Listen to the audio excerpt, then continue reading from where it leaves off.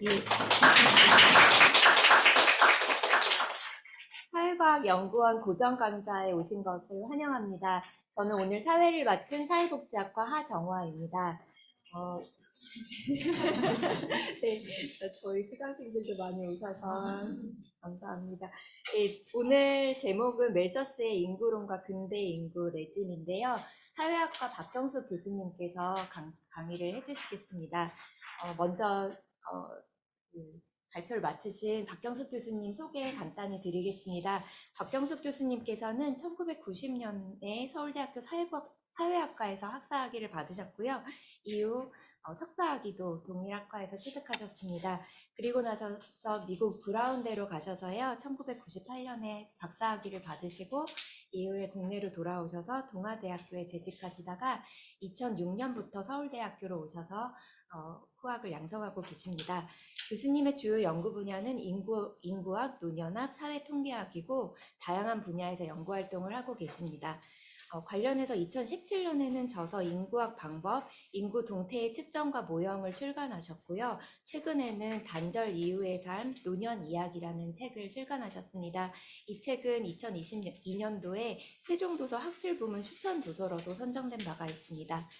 오늘 강의에서는 1798년에 출간된 멜서스의 인구론을 중심으로 근대 인구 레짐의 태동과 분화, 한계에 대해서 소개해 주실 예정입니다. 예, 그러면 여러분 큰 박수로 교수님 환영해 주시기 바랍니다.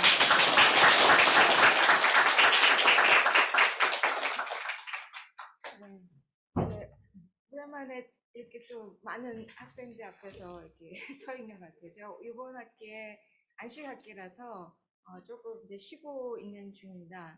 그래서 조금 많이 떨리네요. 네, 그래서 이렇게 많이 찾아와 주셔서 반갑고 감사한 말씀 드리고요. 네, 이제 오늘 이렇게 또 귀한 자리를 이렇게 마련해 주신 선생님들께도 감사의 말씀 드립니다. 제가 오늘 이제 강의하게 된 이제 이 저서는 이제 멜서스의 이제 인구론입니다.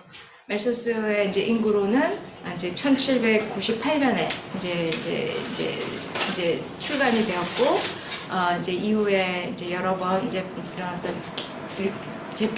편적, 이제 그 리바이즈 작업도 있었을 뿐만이 아니라 또 출간 이후에 이제 당대의 어떤 이제 반향뿐만이 아니라 사실은 200년이 지난 이제 오늘날까지도 이게 상당한 이제 지금 영향력을 미치고 있는 이제 인구에 대해서는 굉장히 권위가 있는 이제 이 이론서라고 평가할 수 있겠습니다. 근데 또 이제 이 인구론은 많은 이제 이런 그 논란의 어떤 가운데 있었던 이제 책이기도 합니다. 상당히 찬성하는, 옹호하는 입장도 이제 상당할 뿐만이 아니라 상당한 어떤 비판의 어떤 이제 이 주제 그리고 논적이기도 합니다. 그래서 오늘날의 이 지금 찬반의 이제 이런 어떤 입장들을 이제 논의를 할 수 있는 그 주제가 무엇인가를 우리가 또 이제 그 공감을 이제 공유를 해볼 수도 있을 것 같고요. 또 200년 전에 이제 이런 작품이라고는 하지만 오늘날 시대를 우리가 이제 살아가는 데 있어서 우리 사회를 지배하고 있는 그런 커다란 힘이 인간과 사회에 미치는 영향을 또 공감할 수 있는 이제 이런 부분에서 생명력이 굉장히 강한 그 생명력을 또 어떻게 우리가 진단해야 되는 것인지 고민을 하게 되는 그런 책이기도 합니다. 저는 또 인구를 연구하는 입장에서 봤을 때는 멜서스의 인구론은 넘어봐야 되는, 극복해야 되는 굉장히 중요한 또 주제이기도 해요. 그만큼 현대 인구학의 패러다임을 크게 지배한 이제 관점이기도 합니다. 그래서 이 인구론을 넘어서는 이런 관점을 우리가 어떻게 사유할 수 있는가가 바로 이제 미래 사회를 바라보는 데 있어서도 매우 중요한 사실은 함의를 갖고 있는 측면에서 고전으로서 굉장히 비판적으로 읽어야 되는 그런 책 중에 하나가 아닌가라는 생각이 들어요. 네. 네. 멜서스의 이제 인구론을 맨 처음에 딱 봤을 때는 이게 제가 이렇게 수학했던 그런 이제 인구학하고는 너무 많이 달랐습니다. 그러니까 이 이제 보통의 이제 인구학자들은 출산에 대해서, 뭐 사망에 대해서, 인구 이동의 이제 요인이 무엇인지, 이런 어떤 원인이 무엇인지를 굉장히 계량적으로 분석을 하는 그런 연구인데, 그러한 인구론에 하고는 굉장히 결이 많이 달랐어요. 네. 인구를 도대체 왜 논의의 핵심 주제로서 이제 지금 끄집어 왔는지가 이해가 되지 않았습니다. 그러니까 어떻게 보면은 이제 인구하고 그 분이, 그러니까 멜서스가 이제 지금 주장하려고 하는 핵심 주제가 어떻게 연결이 되어 있는지 자체가 이해하기가 어려웠어요. 직접적으로 이해하기가 어려웠습니다. 이게 무엇일까가 상당히 오랜 시간 고민이 됐던 거예요. 그래서 멜서스가 이 인구론을 썼던 중요한 목적은 인구를 통해서 말하고자 했던 게 있었어요. 굉장히 강력하게. 인구를 통해서 말하고자 했던 것. 그것이 이제 이 인구론의 이제 1장부터 뭐 19장까지의 관통하고 있는 그 대화입니다. 그 당시에 이제 사회 변혁을 어떤 식으로 질서화시키느냐. 그 당시에 이제 새로운 어떤 사회의 거버넌스는 무엇에 의해서 가능할 것인가. 구체제가 무너지고 있는데 새로운 체제에서의 질서는 얼마나 우리가 준비할 수 있는가. 그것의 법칙이 무엇인가 라는 것이 이 멜소스에 있어서의 인구론의 핵심적인 질문이었습니다. 인구가 어떻게 변하느냐를 통해서 인구가 인구 현상에 관통하는 그 법칙을 통해서 말하려고 했던 것은 그 당시의 사회, 정치, 철학이었다라고 볼 수가 있겠습니다. 네. 당시에 인구론에 대한 관심이 이제 커지고 있었던 것 같아요. 이제 보다 더 앞선 시기에, 이제 이 지금 17세기에, 또 유명한 이제 이 논서로서, 이 지금, 론츄리의, 이 그라운트의 이제 이 지금, 이제 이 그 인구론 에세이도 상당한 이제 이 그 논의를 이제 일으켰던 이제 그 이제 책으로서 이제 이야기를 하고 있는데요. 당시까지만 하더라도 이제 유럽 사회에서도 인구라는 것이 어떤 이제 사회 과학이나 어떤 과학에 있어서 핵심 주제는 아니었던 거예요. 그런데 이 인구를 통해서 이제 이 사회를 바라볼 수가 있고, 또 인구를 통해서 국가의 통치에 어떤 그 이 기술을 이제 획득을 할 수 있고, 국가의 어떤 이제 경제를 부강을 할 수 있는 그 방법으로서 인구를 바라보게 됐던 겁니다. 근대 질서, 근대 국가, 사회 통치의 기본 핵심으로서 인구를 바라보게 됐다라는 것이 바로 이 근대 인구학의 태동과 밀접하게 연관이 되고 인구를 바라보는 시선이 되기도 합니다. 자, 인구는 통치를 위해서 이제는 중요하게 봐야 되는 이제 이 현상이 되었던 거예요. 그리고 그 통치를 어떻게 하느냐에 따라서 나라의 승망이 이제 달라질 수 있다라는 그 시선을 이제 지금 소개를 한 이제 책이 이제 이 그라운트의 이제 이 책입니다. 근데 100년이 이제 지난 다음에 같은 이제 영국 사회에서 이제 이 인구론이 이제 또 출간이 됐던 거죠. 인구론에서 설파되는 굉장히 파격적인 어떤 주장들을 이해를 하기 위해서는 그 당시의 시대를 이제 이해하는 것이 매우 중요한 것 같습니다. 17, 18세기에 영국 사회가 어떤 사회였는가? 그리고 그 시대상을 벗어나서 멜서스의 인구론을 이해하기는 어렵다라는 생각도 들어요.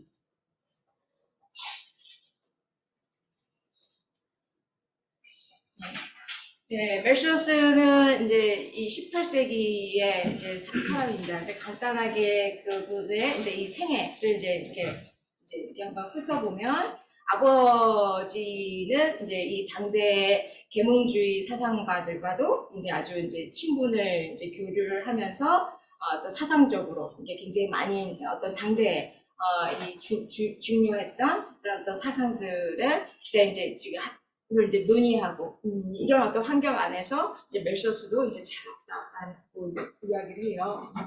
그리고 이제 수학을 이제 전공을 했습니다. 예. 그 당시에는 이 지금 과학의 이제 혁명이 이제 막 엄청나게 이제 지금 이 사상계를 이제 지배를 했던 이제 그런 분위기로 이제 끌고 가는 이제 상황이었던 것 같아요. 예. 그래서 이 자연과학적인 관찰, 자연과학을 통한 이제 이 어떤 사실의 발견이라는 그 방법 자체가에 의해서 이제 사회가 커다랗게 이제 혁신과 도약을 했고, 그러한 어떤 방법론이 비단 자연계뿐만이 아니라 사회 안에도 사회 질서를 만드는 데 있어서도 매우 중요하지 않겠느냐라는 이제 그런 이제 의식들이 여러 갈래에서 이제 발전이 되고, 이런 것이 계몽주의 사상에도 상당한 이제 영향을 미쳤던 것 같습니다. 그래서 이제 수학이라는 것, 그리고 자연과학에 대한 어떤 매료, 그리고 존경, 공경이라는 분위기가 이 멜소스의 어떤 사고 안에서도 굉장히 강하게 이제 지금 깔려 있습니다. 항상 인간 사회를 작동하는 이런 어떤 이제 그 갈등이나 이해나 어떤 이제 현상들을 이해하기 위해서도 과학적인 이제 입장을 이제 필요로 한다라는 것이에요. 네. 그리고 이 현상 안에도 이 법칙성이라는 것이 작동할 수 있다라는 이제 입장을 이제 가지고 있습니다. 또한 이 멜소스의 이 사고에서 보면은 이 기독교의 영향이라는 게 또 굉장히 강력하다라는 것을 느낄 수가 있어요. 인간에 대한 이제 어떤 입장에서 볼 때 당시에 계몽주의 합리성에 대한 어떤 이제 상당한 이제 열광이 있었던 분이었던 것 같아요. 이제 그런 어떤 계몽주의 사상 안에서는 굉장히 낙관을 했던 것이 인간 사회에 대한 무한한 이제 이 진보에 대한 사고였습니다. 인간의 이성에 의해서 과거에는 생각할 수 없었던 엄청난 비약적인 발전을 이루었다라는 것. 그리고 그 이성에 의해서 이 사회의 많은 부조리들을 해소할 수 있다는 것. 네. 그리고 이 인간이 갖고 있는 이 이성은 특수한 계급의 어떤 전유물이 아니라 교육을 통해서 많은 사람들이 공유해야 된다는 굉장히 평등주의적 어떤 지향을 강조했던 이런 사상도 계몽주의에 굉장히 큰 추동력이 됐던 거죠. 네, 그런 입장에서 이제 그 어떤 엄청난 혁신적인 사회 개혁 사상들이 지금 제기가 되었습니다. 근데 이제 멜소스는 거기에 대해서 상당히 이제 비판적인 이제 입장을 이제 갖는 것이죠. 인간은 그렇게 완성된 그리고 완전한 존재가 아니다. 자연 상태에서의 인간은 자기 생존하려고 하는 욕망, 그리고 자기를 위해서 투쟁하는 그런 존재다. 그리고 번식하려고 하는 그런 존재다. 자기애적인 투쟁으로 살아가는 존재다. 네. 인간의 이성이라는 것 자체가 무한히 확장이 될 수 없다.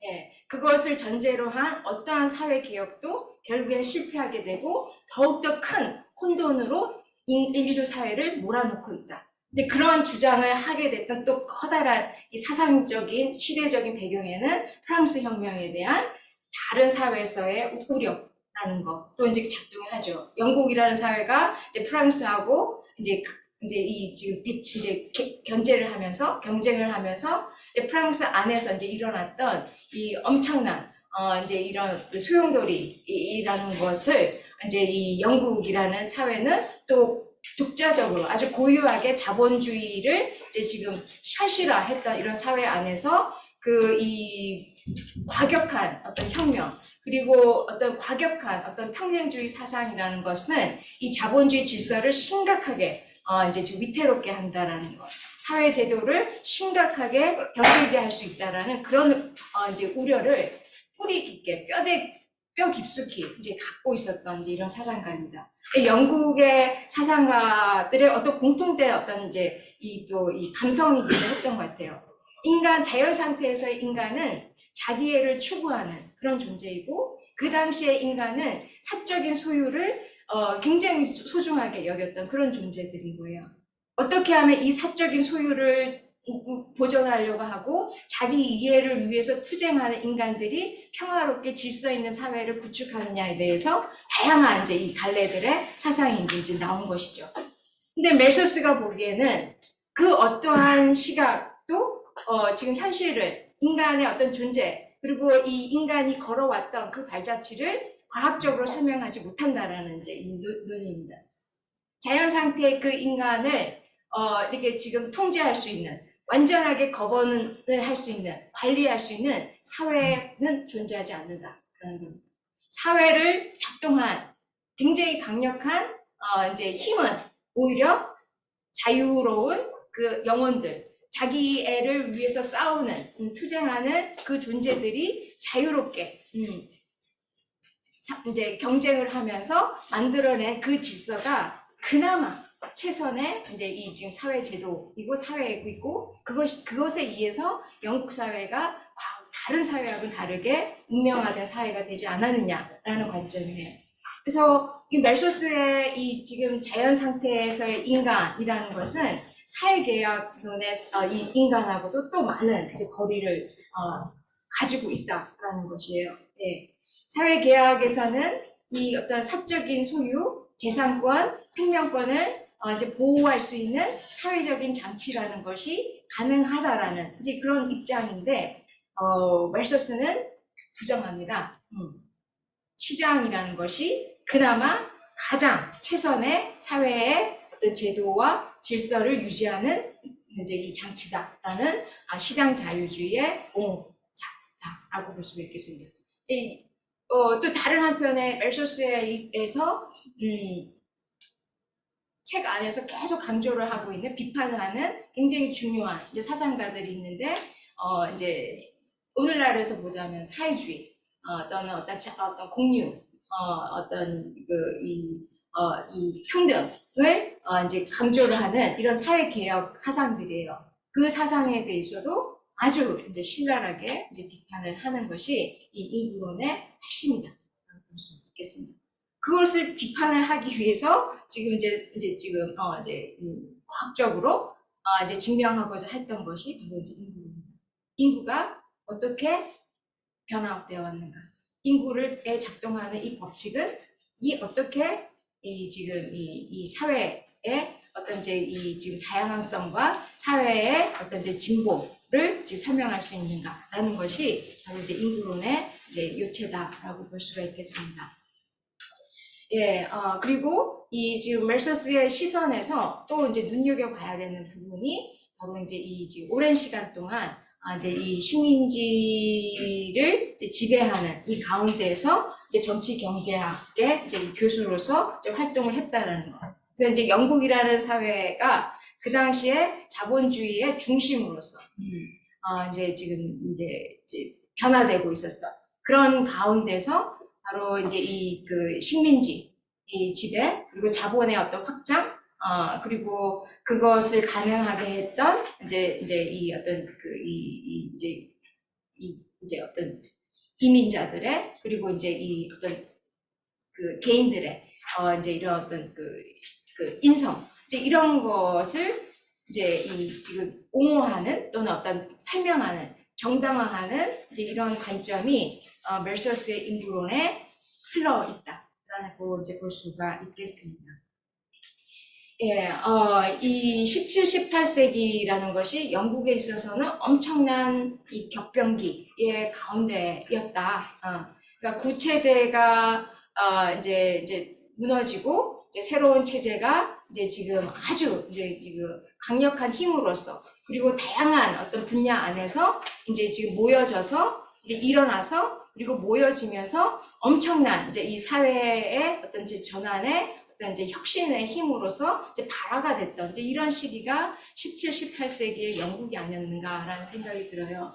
과학혁명이 이제 일어나면서 이 과거의 이런 어떤 목적론적인 세계관, 기독교적인 어떤 이제 이 세계관을 이제 비판을 하면서 모든 것을 회의하라, 모든 것을 질문하라, 오로지 경험적인 관찰과 합리적인 판단에 의해서 세상을 바라봐라. 그런 어떤 방법론이 기반한 이제 여러 어떤 자연의 어떤 발견, 질서들의 발견이 있었고, 또 그것을 집대지성하는 이 근대의 과학의 이제 지금 태동을 하게 되는 것입니다.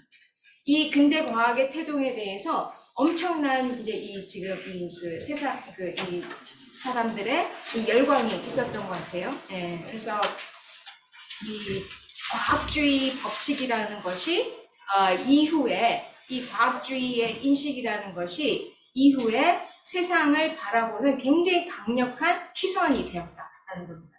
자연과학만이 아니라 사회과학에서도 마찬가지입니다. 그리고 그 가운데는 수리라는 것이, 수학이라는 것이 존재합니다. 현상들을 수리로서 전환해서 수리를 통해서 검증을 해서 바로 이제 현상들을 이제 설명하고 진단하고 정책화시키는 이런 수리를 중심으로 해서 자연 세계와 사회 세계를 바라보고 통제하고 이제 지금 변화시키려고 하는 사고가 지배적이 되는 거예요. 바로 그것이 오늘날의 근대 사회과학의 또 커다란 지배적인 인식론적 방법론이기도 하다. 예, 라는 겁니다.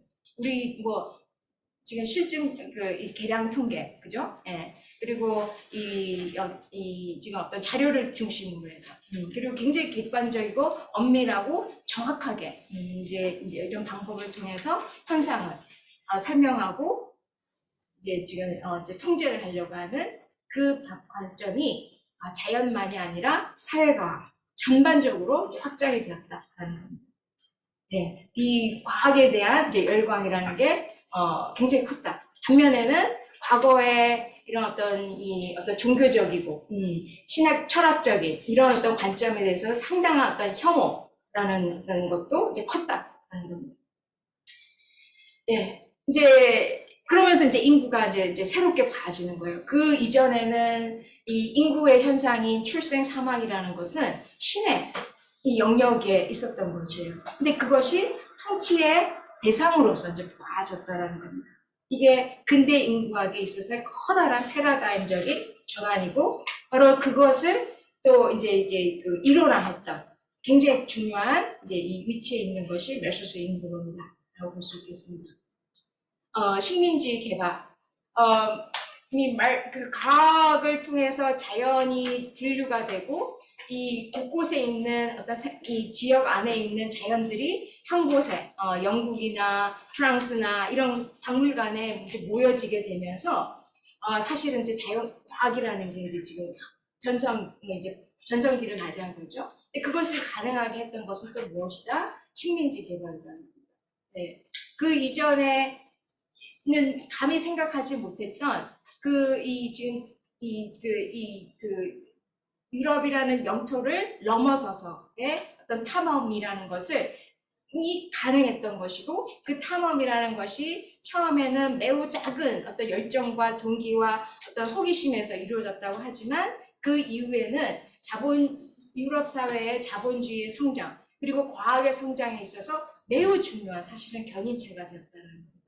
식민주의의 지배를 또한 분리해서는 근대를 이해하기 어렵다는 겁니다. 우리가 과학적인 합리성이라고 전제하고 있는 그 자연에 대해서 바라보는 그 시선은 식민주의의 시선하고도 많이 오버랩이 된다.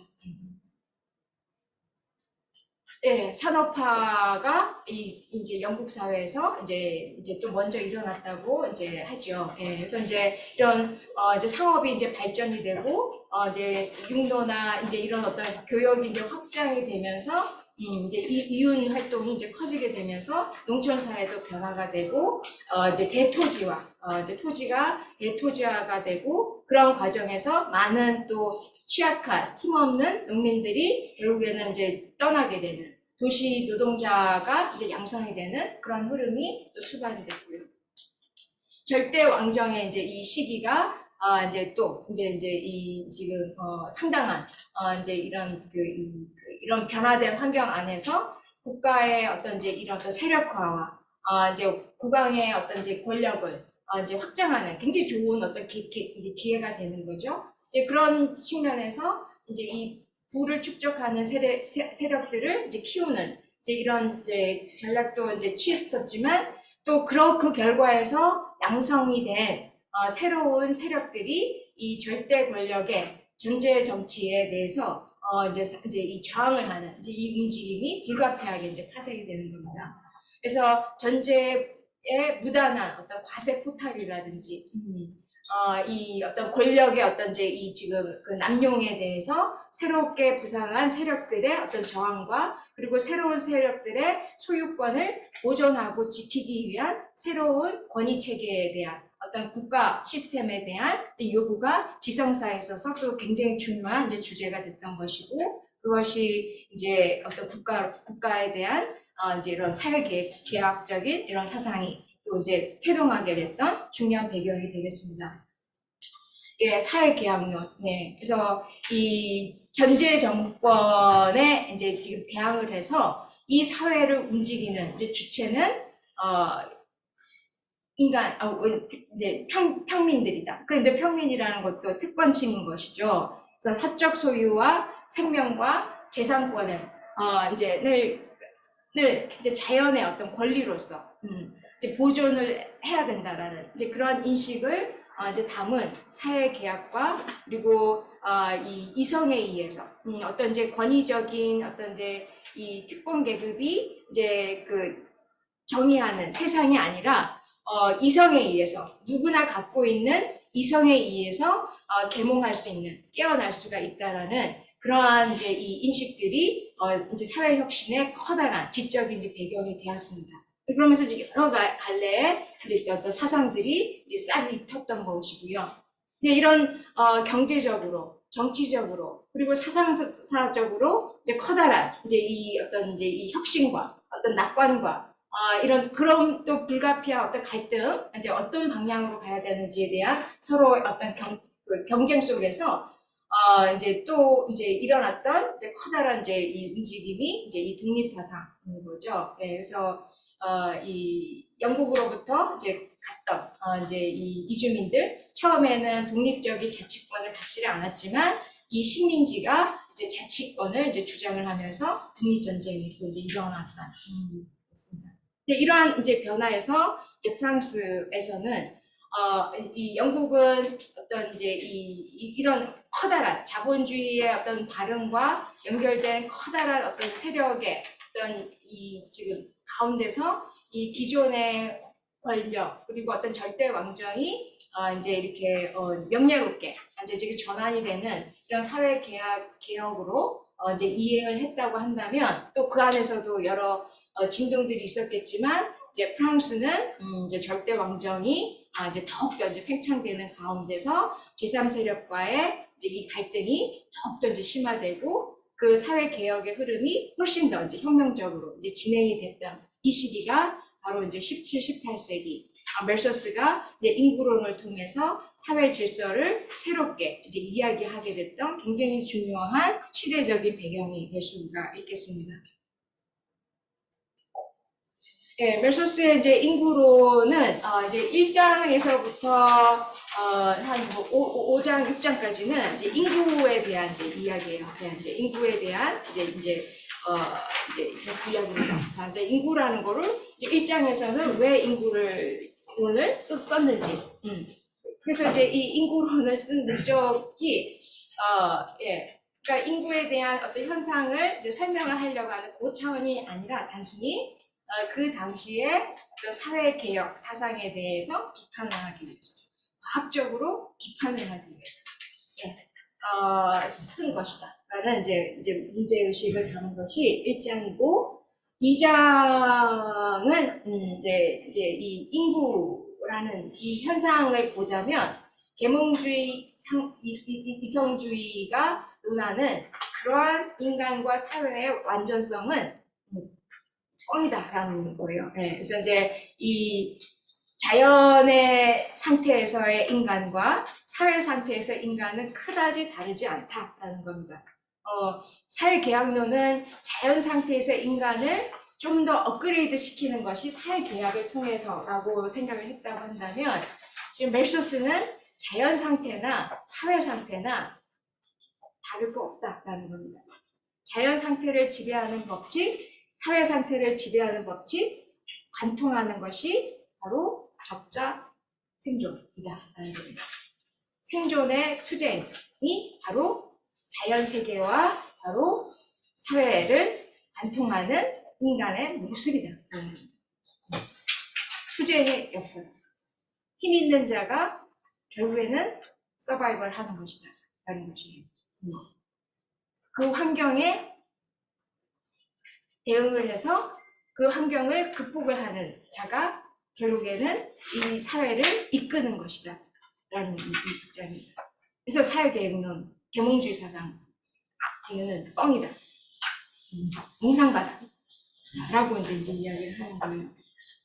자, 3장과 4장과 5장과 6장에서는 이제 이 인구의 장기적인 역사적인 이제 이런 변화를 중심으로 해서 자신의 이제 이 인구론을 이제 지금 증명을 하려고 했습니다.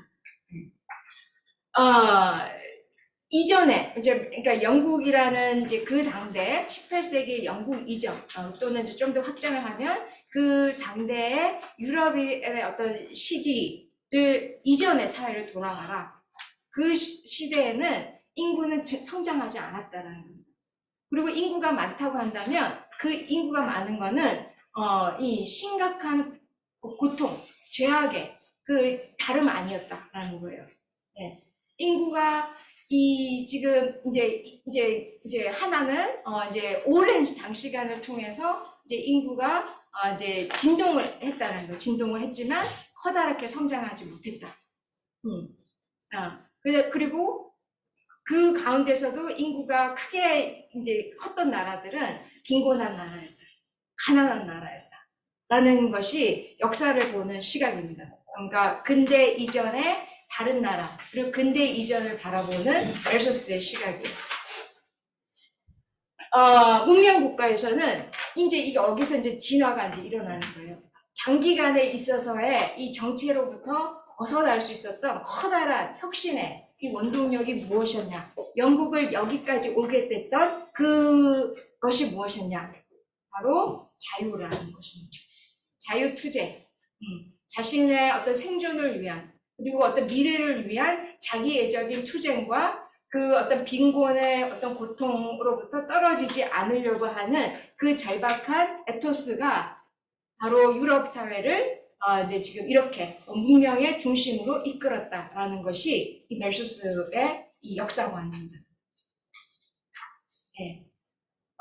그리고 이제 식민지 역시 이제 굉장히 이제 인구 상황은 이제 다르지만 그리고 그 식민지 안에도 그 구체제, 구대륙의 그 이 패습과 과거에 이 지금 이런 이제 이 권위가 이제 이 비합리적인 이런 어떤 개인의 자유를 속박하는 이런 구체제가 작동을 하면서 사람들을 못 살게 하는 이제 그런 부분도 식민지도 존재하지만 그렇지 않은 인구가 번성하는 그런 지역이 있었다. 그 지역이 어디냐?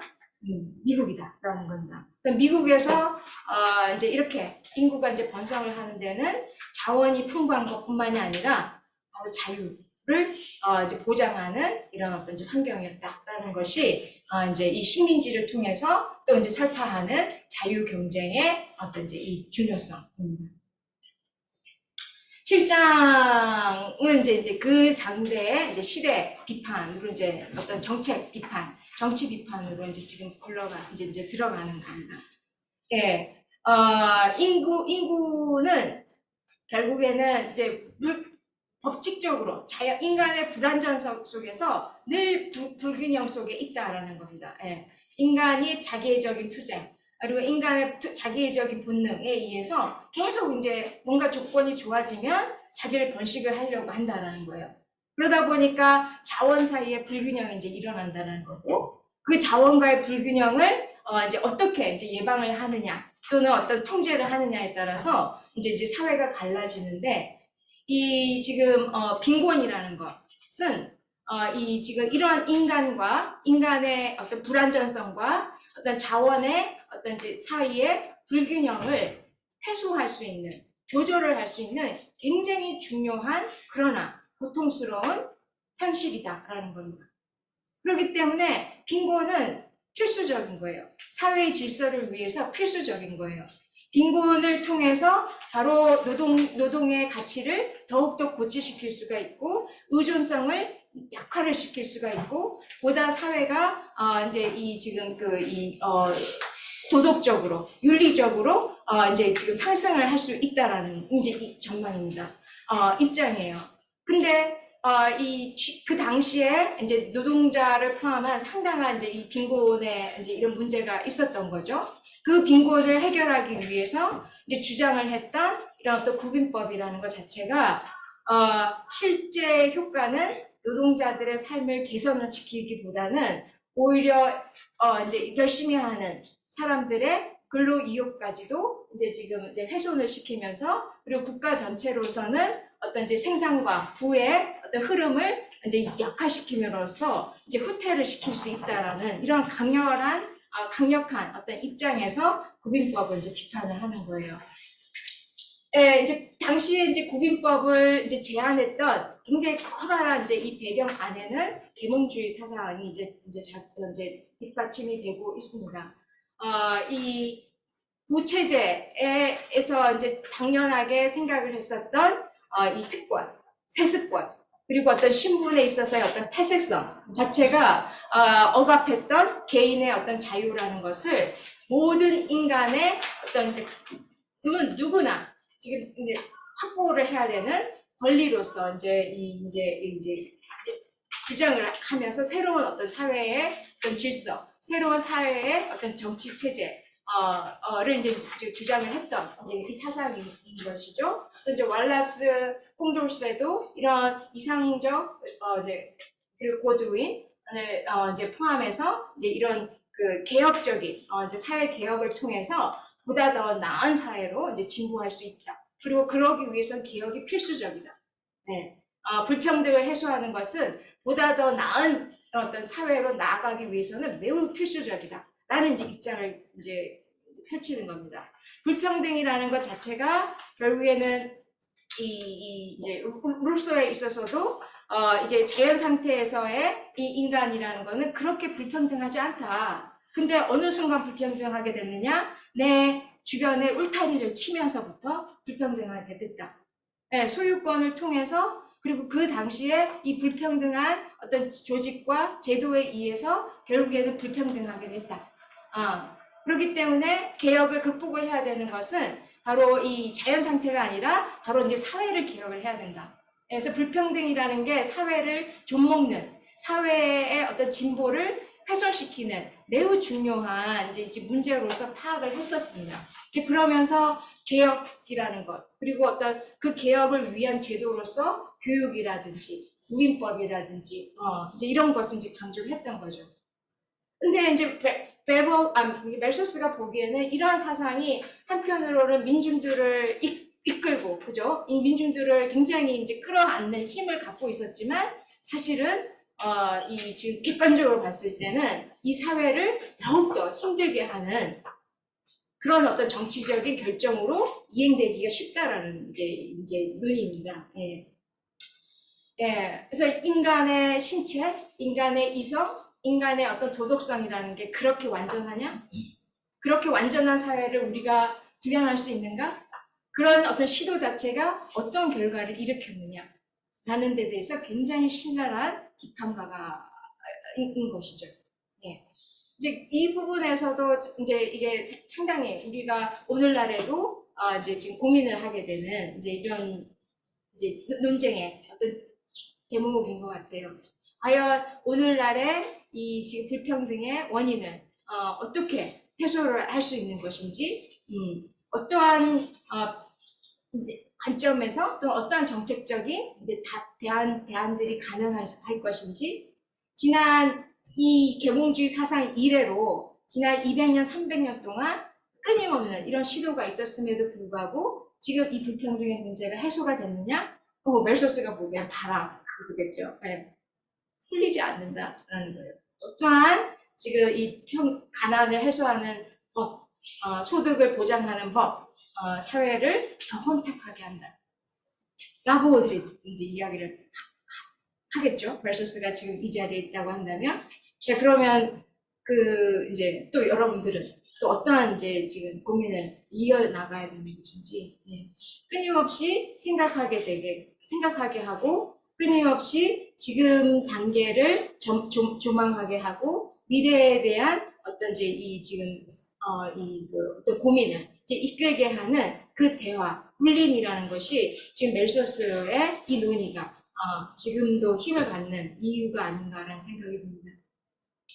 16, 17장은 이제 이 지금 시장 자유주의에 대한 또 이제 낙관에 대해서도 이제 지금 어떤 비판적인 입장을 가져요. 당시에 이제 멜소스가 이런 계몽주의 사상을 신랄하게 비판하면서도 이 아담 스미스의 이 지금 국부론이나에 대해서는 상당한 이제 이 지금 이제 호평을 이제 하는 상황에서도 이제 비판을 하는 이제 부분은 공리주의 입장입니다. 국가의 부를 성장시킨 힘이 노동자의 어떤 삶의 질도 개선할 수 있다. 이게 이제 공리주의잖아요, 그죠? 만인의 어떤 이제 행복. 근데 그렇지 않다라는 거예요. 자본주의 사회는 그 이전 사회보다는 훨씬 성장했고 부가 이제 확장이 되었고 많은 이제 이전에 비해서 많은 노동자가 이제 노동을 하고 있지만 그러나 이 자본주의 사회 안에서도 노동자들이 이 성장의 어떤 파이로부터 얻을 수 있는 혜택은 매우 제한된다라는 겁니다. 그래서 불평등할 수밖에 없다라는 거예요. 네. 오직 답은 이제 이 투쟁이다라는 거예요. 생존을 위한 투쟁. 이게 답이다. 이거는. 자, 이제 18, 19장은 이제 그런 어떤 관점 안에서 이제 이 지금 인간관하고도 연관이 되겠고, 이 사회에 대한 이제 이 지금 진보관이 또 이제 녹여 있는 것 같아요. 네. 결국에는 인간은 고통을 통해서 또는 악을 통해서 더 강하게 될 수밖에 없다.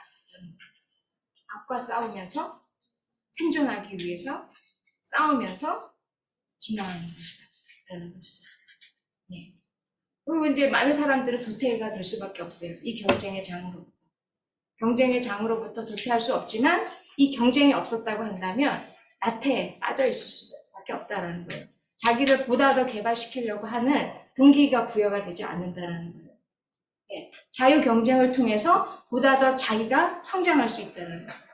물론 많은 사람들은 거기서 죽겠죠. 그러나 죽지 않는다고 한다면 나를 더 강하게 할 것이다. 죽음이 나를 죽이지 않으면 나를 더 강하게 할 것이다. 힘이라는 것이 바로 이 경쟁을 통해서 얻을 수 있는 나를 지탱하게 하는 것, 사회를 그나마 질서 있게 하는 것이다. 라는 이제 이런 입장을 피고 있는 것 같습니다.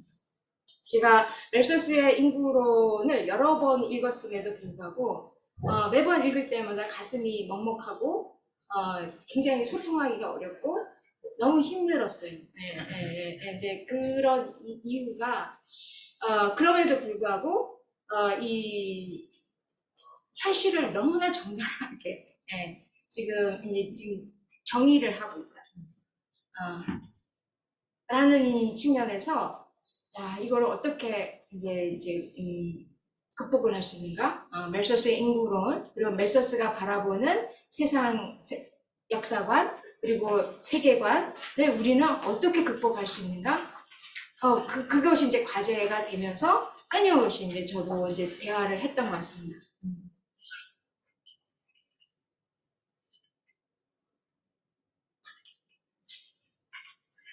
이쪽으로? 이쪽으로?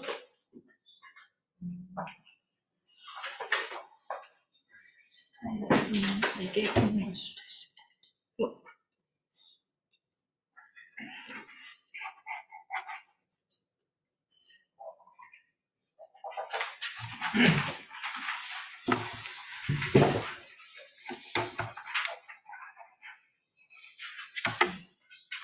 이거를 눌러서 해야 되겠네요, 그렇죠?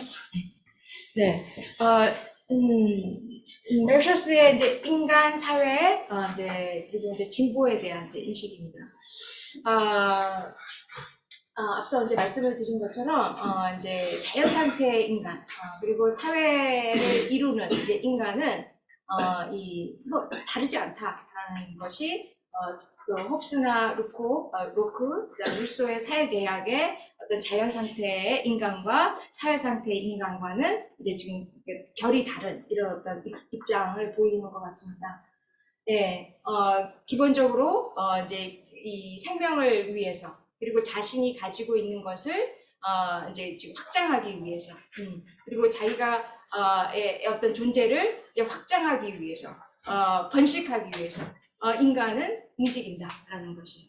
근데 그런 인간들이 함께 있으면 어떻게 되겠습니까? 근데 갈등이 일어나는 거죠, 그죠? 만인에 대한 이제 투쟁이 이제 일어나는 거죠. 이제 그거를 이제 국가가 거대한 이제 폭력 국가가 이제 나타나서 이제 통제를 하거나 아니면 이제 로코의 경우는 보다 더 이제 이 합리적인 이성이 이제 만들어낸 사회 계약에 의해서 이제 우리가 조절할 수 있다라는 관점이었다고 한다면 그렇지 않다라는 겁니다.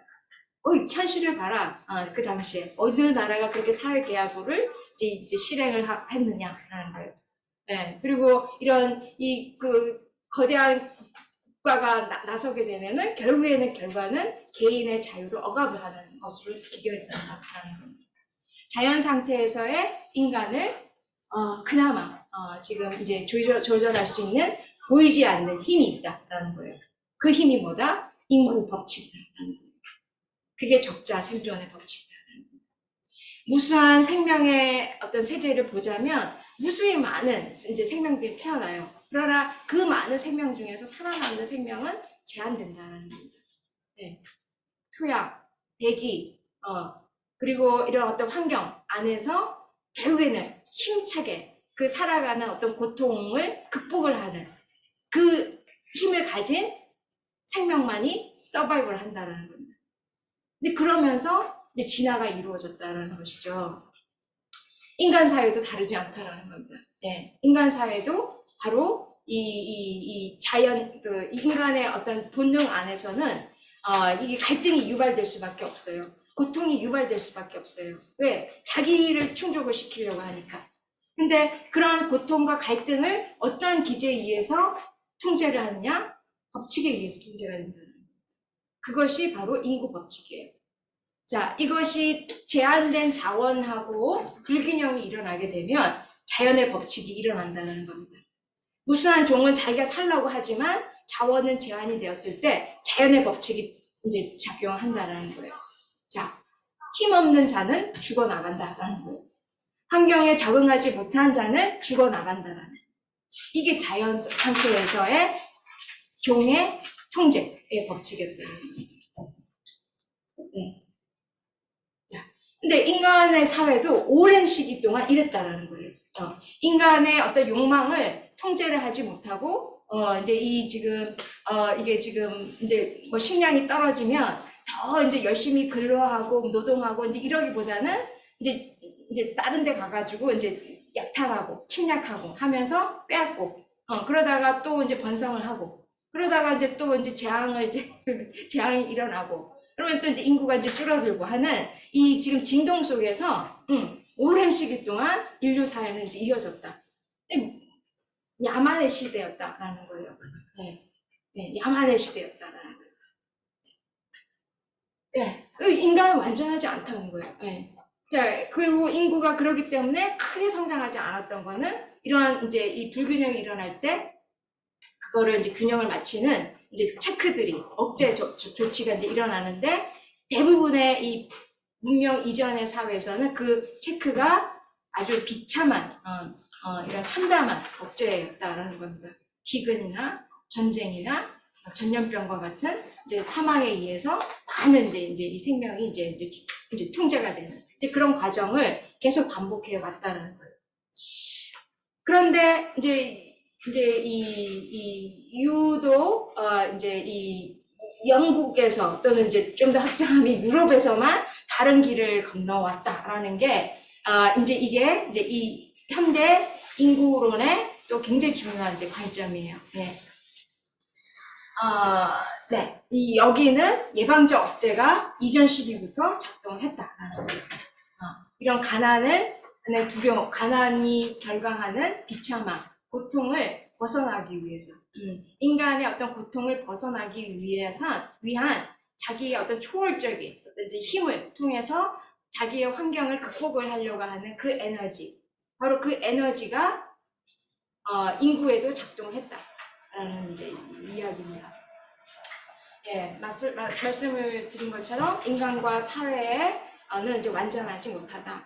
그나마 이제 이 균형을 이제 이루게 하는 굉장히 중요한 법칙이 자연 선택이다, 적자 생존이다, 자유 경쟁이다라는 겁니다. 네, 확고한 이제 주장을 하고 있습니다. 네, 그래서 이제 국민법을 반대하는 이유는 그 자연 선택의 법칙을 훼손하기 때문에.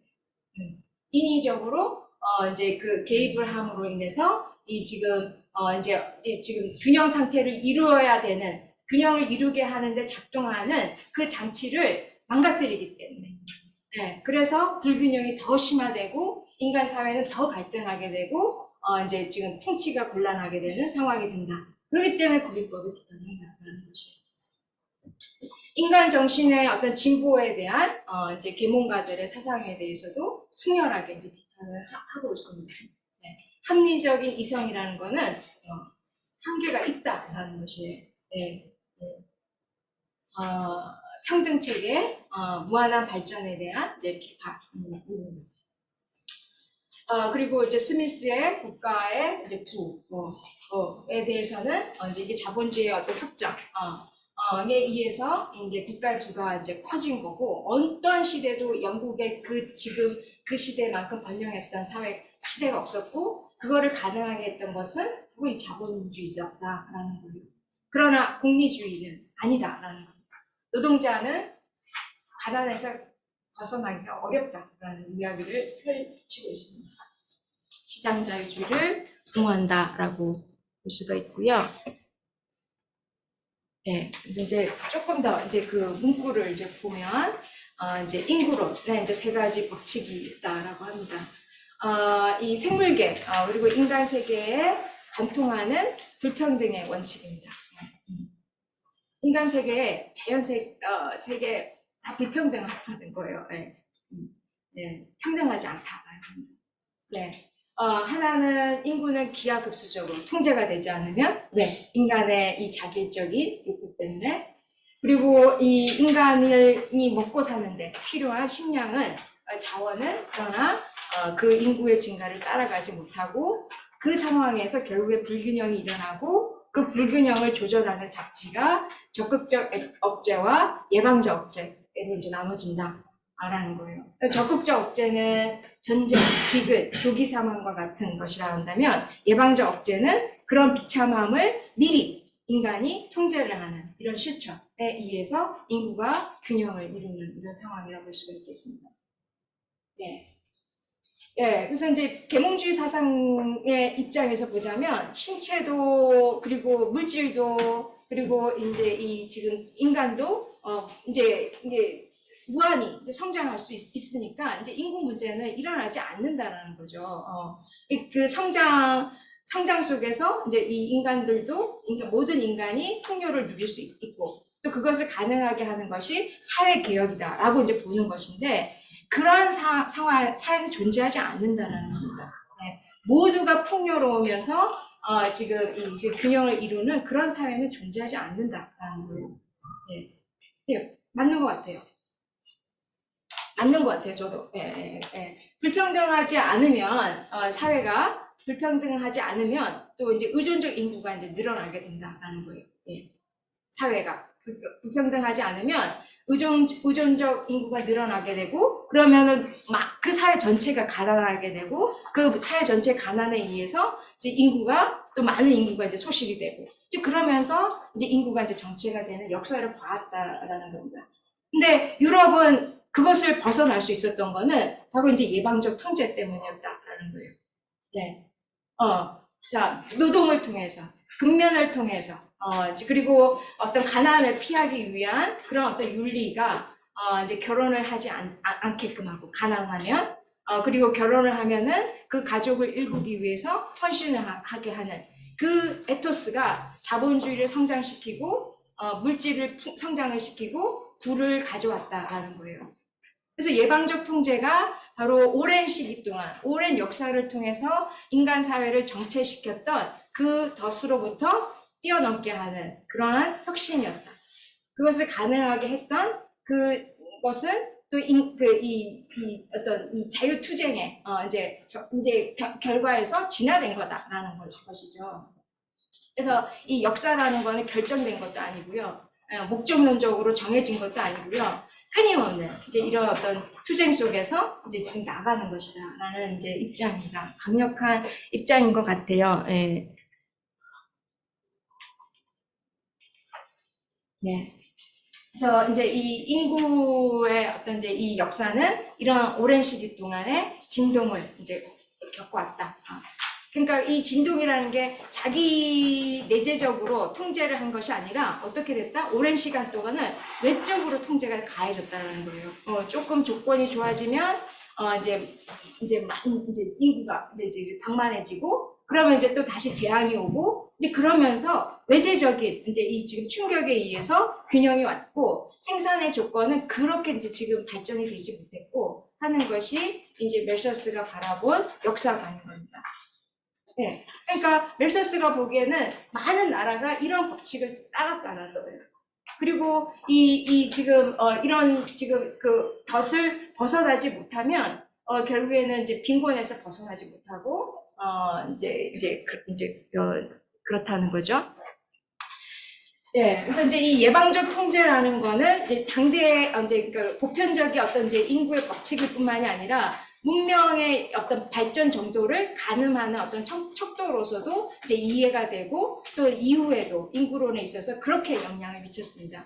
예, 그래서 이제 과거 한국의 어떤 조선 시대의 어떤 이제 이 어떤 발전의 정도를 이제 지금 평가를 하는 데 있어서도 이제 인구가 성장했느냐, 인구가 지금 조절되는 기제가 무엇이었느냐라는 것을 해석을 할 때 이런 멜소스의 이제 이 역사관을 이용을 해서 우리가 이제 지금 이제 우리의 역사 또는 어떤 다른 지역의 역사를 이제 판단했었어요.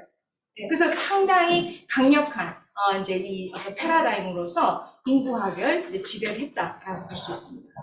네. 그래서 예방적 통제라는 거는 문명의 굉장히 중요한 척도이고, 이 통제 기법이 발전된 사회일수록 근대화가 더 빨리 이루어지고 확장될 수 있었다라는 이제 논의로 이제 연결이 됩니다. 네. 자, 예방적 통제 이제 얘는 이제 이전에는 유럽의 경우에는 이건 혼인이에요. 유럽에서는 많은 이제 이 사람들이 혼인하지 않은 인구가 있었어요. 많았어요. 예, 근데 우리는 어땠어요? 예, 유교 사회에서는 이제 혼인율이 굉장히 높았습니다. 근데 혼인을 국가적으로 장려를 했어요. 그래서 이제 시스템이 달랐던 거죠. 근데 유럽에서는 혼인하지 않는 인구가 상당했다. 근데 이제 이 혼인하지 않는 이유가 뭐냐?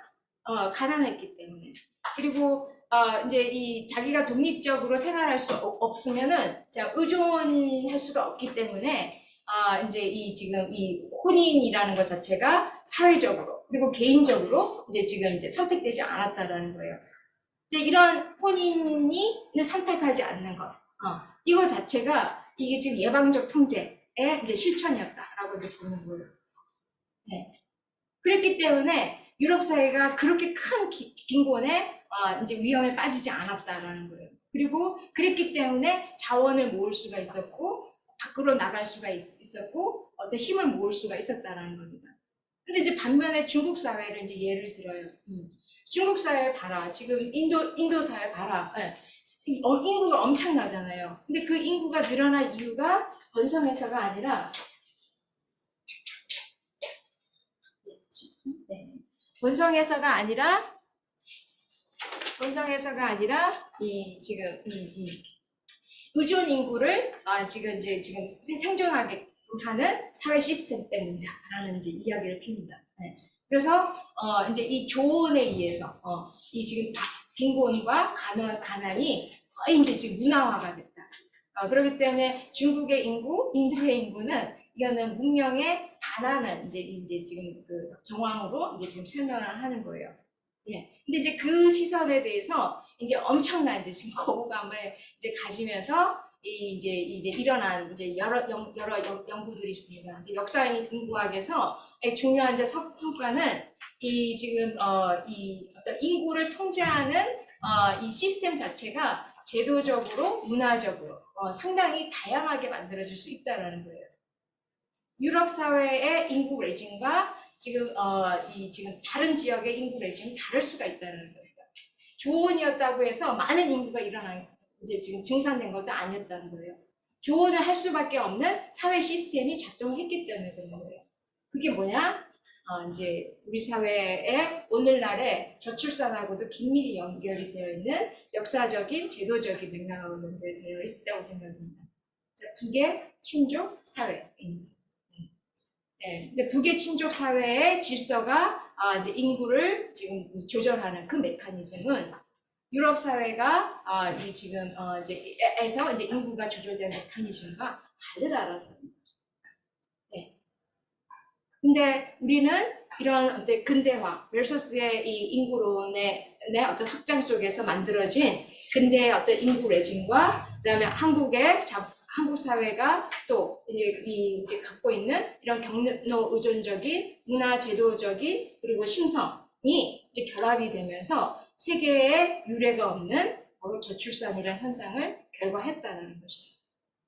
그거를 이해하기 위해서는 근대 인구 레짐의 특징을 이해를 해야 되고 그 근대 한국 사회의 근대 인구 레짐에는 이 서구로부터 출발했던 이 시장 자유주의에 의한 인구 통치 사상과 그리고 조선시대부터 이어졌던 북의 친족 사회의 인구 메커니즘, 레짐의 메커니즘이 결합된 고유한 맥락을 이해하는 것이 매우 중요하다는 겁니다.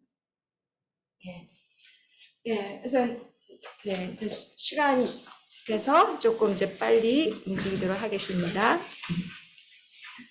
그래서 이제 이제 이거는 이제 인구의 현황입니다. 그래서 유럽의 경우는 이제 이 시기, 이제 17세기, 18세기에 이제 상당히 많은 이제 증가가 이루어졌고, 그리고 18세기에 중국의 인구도 엄청나게 이제 이제 증가를 했어요. 근데 거기에 대해서 이제 이 지금 중국의 역사 인구학자들은 멜서스의 인구론에 대해서 이제 비판을 하는 겁니다. 중국의 인구가 늘어난 것이 이게 의존적인 제도, 가난 때문에 일어났던 것이 아니다라는 거예요. 이 시기에는 나름대로 이제 지금 이제 번성했던 시기다. 라는 이야기를 이제 펼치면서 이제 강조를 하는 것은 인구의 이제 이 통제하는 레짐이 다르다라는 것이에요. 네. 혼인이라는 것이 유일한 예방적 억제 기제가 아니다라는 겁니다. 오히려 더 정교했다. 북의 친족의 어떤 시스템 안에서 더 정교했다라는 이제 논의를 피고 있습니다. 그래서 이제 중국과 서구의 이제 출산율 전환을 이제 보자면, 오히려 이제 서구가 더 간단하다라는 거예요. 근데 서구는 근대 이전에는 혼인에 의해서 통제가 되었다. 그래서 혼인을 하느냐 안 하느냐에 따라서 이제 인구가 이제 지금 재생산이 되는 게 이제 크게 이제 달라졌던 거죠. 그러다가 이제 19세기가 되면 이것이 어떻게 되냐면 혼인한 상태에서도 이제 이 인구를 통제하는 기제가 실천이 되었습니다. 실상이 설치되었어요. 이게 멜서스가 말한 그 도덕 윤리입니다. 가난을 피하기 위해서, 안전된 가정을 유지하기 위해서는 가족 계획이라는 것이 굉장히 중요한 삶의 실천이 되었습니다. 그래서 이제 유배후 출산율 자체가 떨어지게 되는 거예요. 그래서 혼인을 통제를 하는 거로부터 이제 유배후 상태에서도 보다 더 나은 삶, 그리고 아이들의 어떤 복지, 그리고 나의 미래를 위해서 이제 지금 생식을 통제하는 그 문화가 실천이 되었습니다. 이게 이제 서구가 경험한 예방적 통제의 어떤 이제 변화 과정이라고 한다면 중국 사회에서는 혼인과 그리고 이 지금 이제 근대 이전의 상황에서 혼인에 의해서만 인구가 통제가 된 게 아니다라는 거예요. 북의 친족 사회에 굉장히 섬세하고 복잡한 그 차별 기제에 의해서 원하는 생명과 원하지 않는 생명이 이제 차별화가 됐고 그 결과에서 이제 작동한 여아의 높은 어떤 이제 사망률 때문에 조언이 불가피했다는 겁니다. 네. 그리고 혼인한 상태에서도 높은 출산율로 이어지지 않았다는 거예요. 그래서 서구사에서는 유배우 출산율이 굉장히 높았는데 동아시아에서는 유배우 출산율이 그렇게 높지 않았다는 겁니다. 결혼한 상태에서도 통제 기저귀가 작동했다는 거예요. 그래서 실제 어떤 인구의 어떤 통제 레짐의 양상은 매우 이게 지금 다 복합적이고 매우 이게 지금 섬세한데 이제 유럽의 시각에서 이 지금 다른 문명의 이제 어떤 기준으로 이제 그렇게 이제 차별적 시각으로 이제 봤다라는 이제 이야기고요. 이제 노동윤리라는 것을 이제 구민법을 비판을 하면서 이제 강조를 하고 있습니다. 이제 이런 장애가 없다고 한다면 빈곤이라는 것의 어떤 고통이라는 것을 경험하지 않는다고 한다면 지금 노동을 하지 않을 것이다라는 거예요. 자, 이제 이게 자본주의 체제에 있어서 굉장히 핵심적인 이제 그 통제 이제 논리이기도 한 겁니다. 노동자가 계속해서 양성이 돼야 돼요. 이제 그 노동을 하게끔 하는 커다란 동기가 바로 빈곤으로부터 벗어나려고 하는 것, 그리고 낮은 계층으로 떨어지지 않게 하려고 하는 이제 그 긴박감, 그리고 미래에 대한 불확실. 이제 이런 것들이 끊임없이 노동으로 이제 투입을 하게끔 한다라는 거예요. 근데 그거를 방해를 하는 게 구빈법이다라는 이야기예요. 적극적 통제는 이제 이런 예방적 통제가 작동하지 않는 경우에 결국에는 이제 작동하게 된다라는 거예요. 그래서 예방적 통제를 지금 막게 되면은 이제 더 큰 파국이 이제 일어난다, 비참이 일어난다라는 겁니다. 그래서 구빈법을 반대를 해요. 이제 자유 경쟁은 이제 결국에는 그래서 이제 인간 사회 그리고 자연 세계를 관통하는 굉장히 중요한 이제 법칙이 바로 이제 자유 경쟁이다라는 겁니다. 적자가 생존할 수밖에 없고 이건 이렇게 만들어진 거다라는 거예요. 불완전한 사회를 제한적으로 물질적으로 정신적으로 개선시키는 게 자유로운 경쟁이다. 미국 사회에서 그렇게 크게 번성한 거는 그 자유가 있었기 때문에 자유가 허용이 되었기 때문이다라는 겁니다.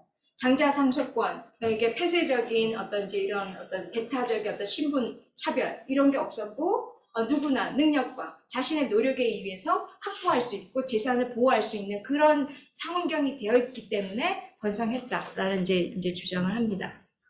인간은 신체적으로, 정신적으로, 도덕적으로 완전한 상태에 이르지 못한다. 그런 상태는 없다라는 겁니다. 그래서 오히려 이제 그런 어떤 지금 어떤 전제로 해서 만든 제도는 사회를 더욱더 혼돈과 그리고 병들게 하고 빈곤으로 이제 떨어뜨리게 하는 위험이 다분하다라는 겁니다. 그리고 이제 이 당시에 이런 어떤 평등주의 계몽가들이 이제 이 노동자의 이제 입장에서 이제 바라봤던 그 시선이 굉장히 왜곡되고 편견이다라는 이제 입장을 펴죠. 노동은 자본의 부가 이게 지금 수탈이다 이야기하는데 그거 아니다. 노력에 의해서 재산권에 의해서 획득된 것이다. 라는 이제 입장이죠.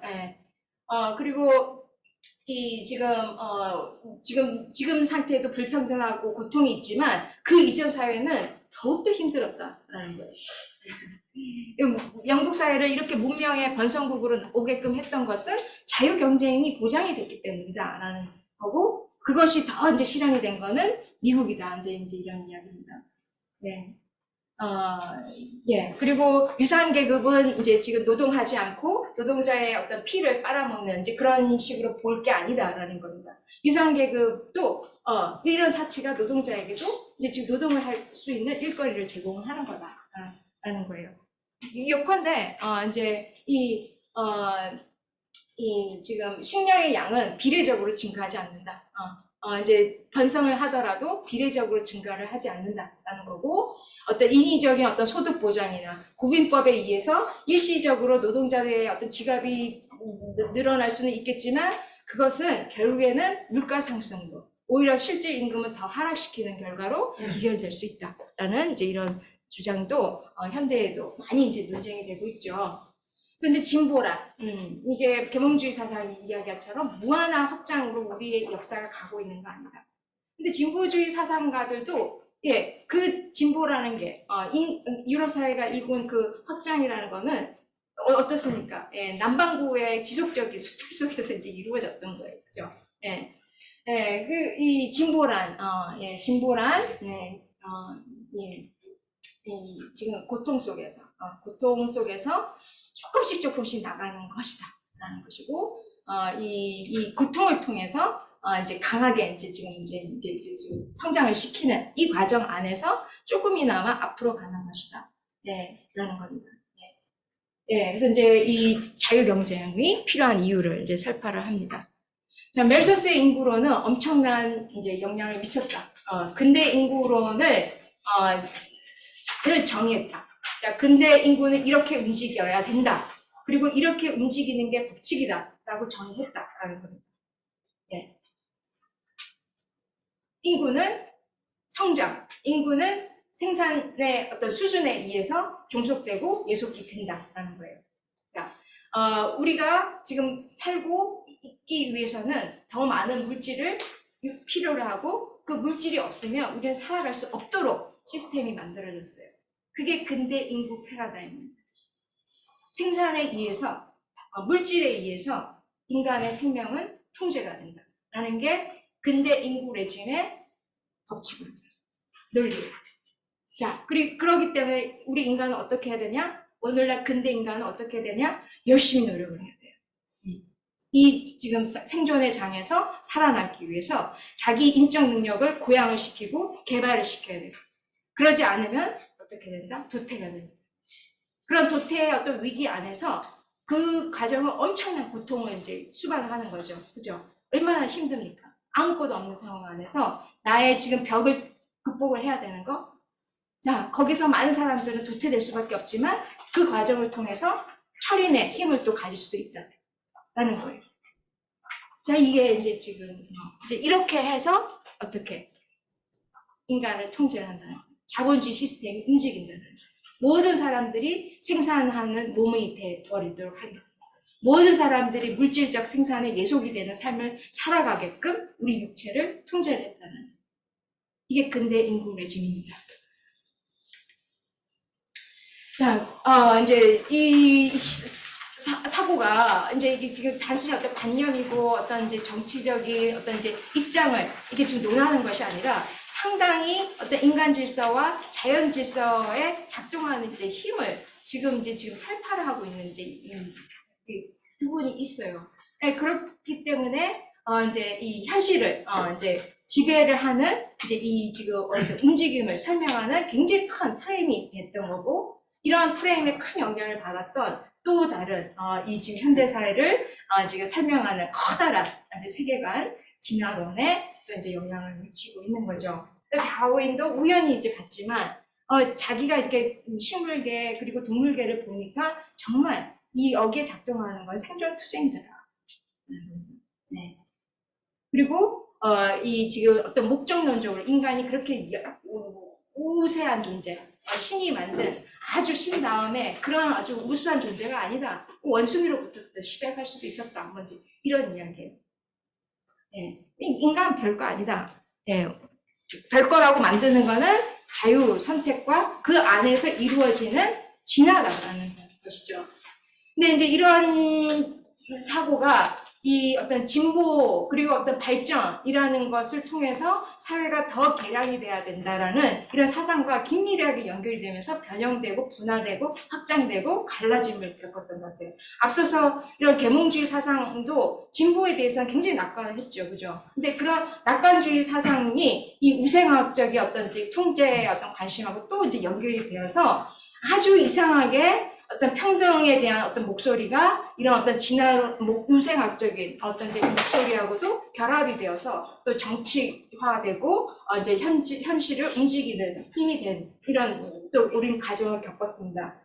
그래서 이 우생학은 상당한 이제 이 현대 사회에 이제 영향을 미친 어떤 이제 이런 어떤 세계관이 됐다라는 겁니다. 비단 그 어떤 주체가 강압적인 국가만이 아니라 우리의 어떤 일상의 삶 안에서 보다 더 나은 삶을 욕망을 하면서 보다 자기 개발에 이제 집착을 하고 거기에 긴장을 하면서 살아가게끔 하는 우리 안에 이 우생학적인 사고는 작용을 하고 있다라고 볼 수 있습니다.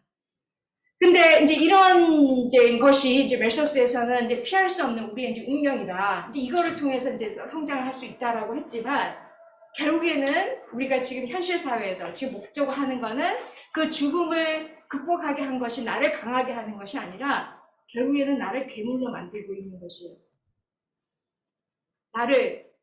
나를 멸망하게 만드는 것이. 예. 뭐 이건 나라는 거는 아주 이 원자화된 개인만이 아니라 인류 전체로 확장이 될 수 있습니다. 예. 물질적인 생산을 기본으로 하는 그 시스템 안에서 엄청난 지금 이제 불균형이 이제 이루어진 겁니다. 예, 그 과정 안에서 자 17, 18, 19세기, 20세기를 통해서 엄청난 지금 지질학적인 환경이 이제 변화가 됐어요. 이제는 옛날에는 접근할 수 없었던 그 자원이 한가운데 결합이 되고 분류가 되고 하면서 새로운 질서, 자연세계가 만들어졌어요.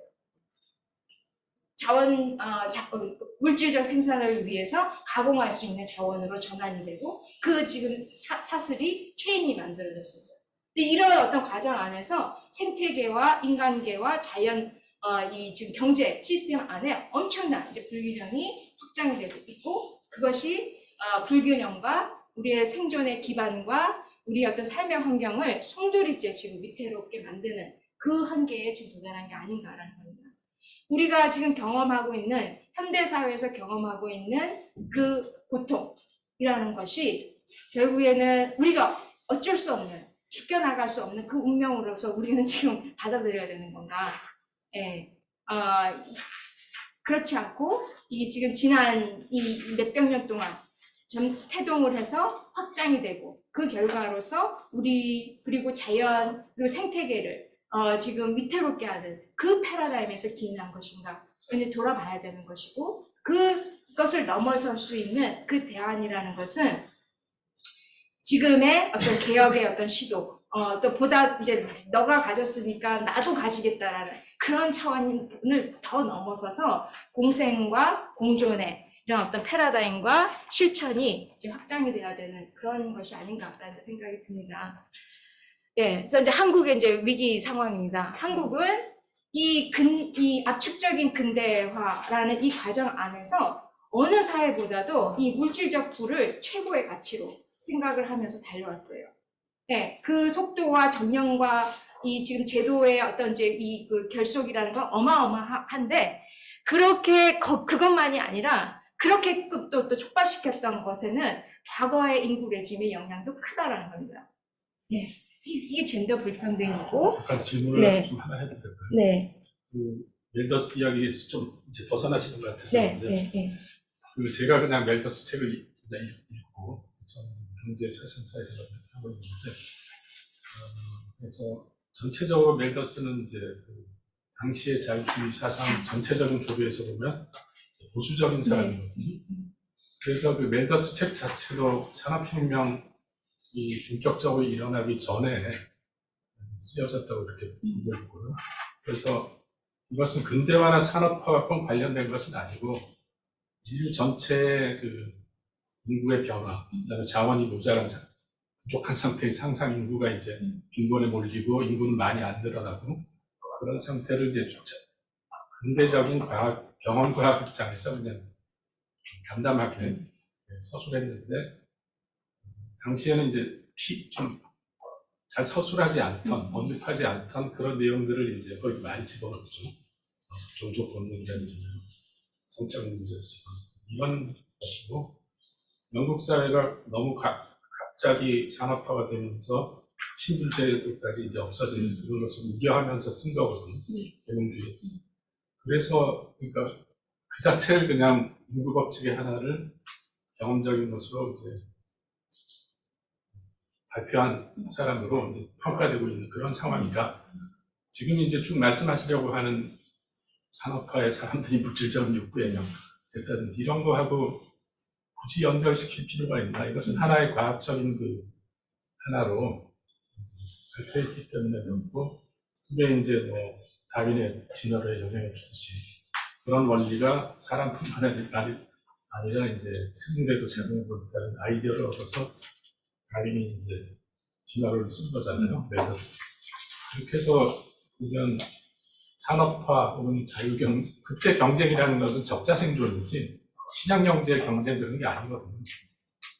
여기에 너무 그 산업화나 이런 거를 너무 현재 본인의 입장에서 책을 읽으면서 그 책에 없는 내용을 막 붙여서 나의 걱정을 거기다가 하는 그런 느낌이 들어요. 처음부터 그래서 제가 처음부터 불편해서 계속 제가 잘못 생각하면서 인터넷을 계속 찾아봤는데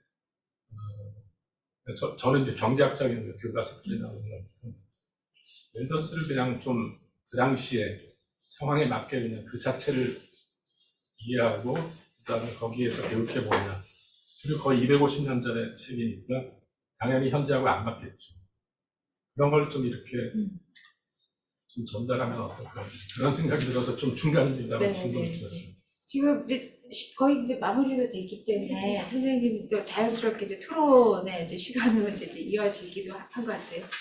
지금 말씀 주신 것도 저도 이제 공감이 많이 되는 게 이제 제가 이 멜소스를 읽으면서 굉장히 힘들었다고 이제 말씀을 힘드실 필요가 없다 이거죠. 그 사람이 자기네 사회나 그걸 관찰해서 한 건데 거기서 현재 받아들일 의견을 받아들이면 되지.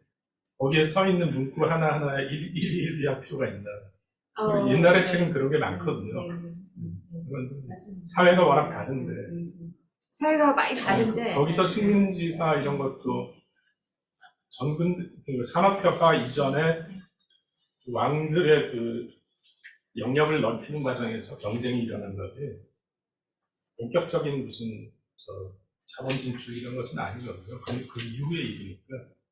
1800 몇 년대 근데 이제 역사를. 그러니까 거기에 이제, 앞에 시리즈로 쭉, 뭐, 개동부터 해서 하는데 200년간의 일을 막 순서 없이 막 써놓으셔서 동시에 일어난 것처럼 이렇게 하는데 그 순서를 이렇게 두면 나름대로 시퀀스가 있어서 멜더스는 그 중에 어떤 한 포인트에서 자신의 관찰을 한 거지 200년간의 기간에 막 섞여 있는 게 동시다발적으로 멜더스의 머리에 들어간 게 아니거든요. 예. 그래서 1798년이니까 1780년대나 70년대 시점에 책을 이제 작성할 시점에 그 저자가 어떤 상황이었는데 좀 스페시픽하게 프리젠테이션을 하셔야지 200년을 섞어놓고 그걸 다 읽어내겠다는 것은 좀 무리다 이런 좀 옛날 책을 읽는 데서. 예, 공감하는 부분도 있고요. 예, 그런데 이제 제가 이제 그러니까 좀 여러분들에게도 이제 열려두고 싶은 거는 그렇습니다. 그러니까 저도 이제 이 멜소스를 앞서서 이제 그렇게 이제 부담스럽지 않고 읽어도 좋은 책인데도 불구하고 이게 읽는 사람들에 따라서는 굉장히 다를 수가 있을 것 같아요. 이게 이 책이 갖고 있는 목소리 그리고 책이 갖고 있는 어떤 이제 의미라는 것이 이제 그러니까 지금 당시에 사람들이 불편하게 생각했던 점은 당시에 과학적인 기준에서 경험적인 관찰을 하니까 당시에서 공개적으로 논의하지 않았던 인간의 선적 충동이라든지 인구 때문에 인구가 이렇게 조절되는 메커니즘이나 뭐 죽거나 뭐 영화 사망 이런 것들이 적나라하게 표현이 돼 있으니까 불편하게 생각하는 건데 근대화를 통해서 그게 상당히 극복이 된 거거든요. 여러 가지 점에서 뭐 피임 기술도 나오고 뭐 피임에 대한 윤리적인 문제는 있지만 그런 거를 좀 이렇게 차근차근히 설명하시는 게 그 책을 이해하는 데 더 도움이 되는데 너무 현재의 한국 사회까지 들어가서 이걸 대입시키면 이게 250년 전에 다른 사회에 말씀하신 대로 레짐이 다르다시피 이게 직접 이렇게 할 수가 없다는 거죠. 이걸 고전을 읽을 때 좀 그 자체로 조금 시대 상황에 맞게 좀 아티스트하게 일을 하시는 게 차라리 덜 불편하다 이겁니다. 오히려 당시의 사람들이 뭘 불편하게 생각하는가를 하는 거는 맞지. 우리가 불편해야 할 이유는 없어요. 그런 논의들을 이미 다 되고 있으니까 공개적으로 이제 되기 시작했습니다. 그런 생각이 듭니다. 네. 하여튼 저는 읽을 때가 덜 불편했기 때문에. 네, 맞습니다. 네, 제가 이제 이 멜소스에 이제 거의 이제 끝났기 때문에 이제 토론이라고 생각하고 이제 자연스럽게 이제 연결되면 좋겠습니다.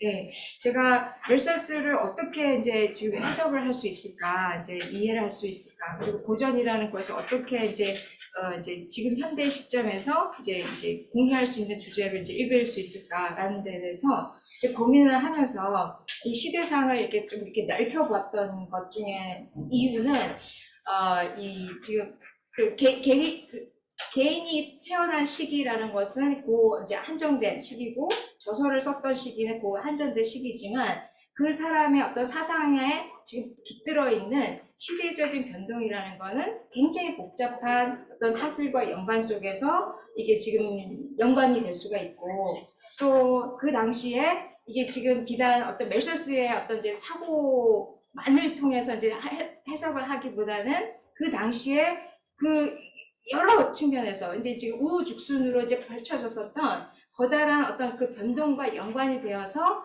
지금 이 분의 이제 이 생각을 읽어내는 것도 굉장히 중요한 어떤 맥락적인 이해 방법이 될 수 있겠다라는 생각이었습니다. 그러니까 그런데 거기서 이제 가장 다른 게 그러니까 너무 과도하게 사회를 변혁시키는 낙관적으로 뭐를 인간이 인위적으로 할 수 있다는 거기에 대해서 비판하는 게 정책적인 요점으로 멜더스의 인구론에서 가장 강조됐거든요.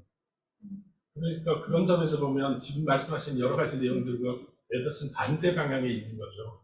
사회를 너무 바꾸지 말자는 겁니다. 그렇죠, 그렇죠. 멜더스식으로 안 바꿨으면 근대화가 덜 되면서 인구는 자연적인 조절에 의해서 크게 늘어나지 않고 물론 기후 문제 이런 건 없었겠죠. 그러나 그것도 일어나지 않았거든요. 그래서 그러니까 지금 연결 조금 이제 멜더스를 연결시키면 그 여러 가지 현재의 문제에 무슨 사상적인 문제의 뿌리에 있는 것처럼 이렇게 연결하는 거 이것은 그 당시에 멜더스의 포지션을 보면 굉장히 안 맞는 거죠. 지금 말씀하시려는 것은 안 맞는다는 것입니다.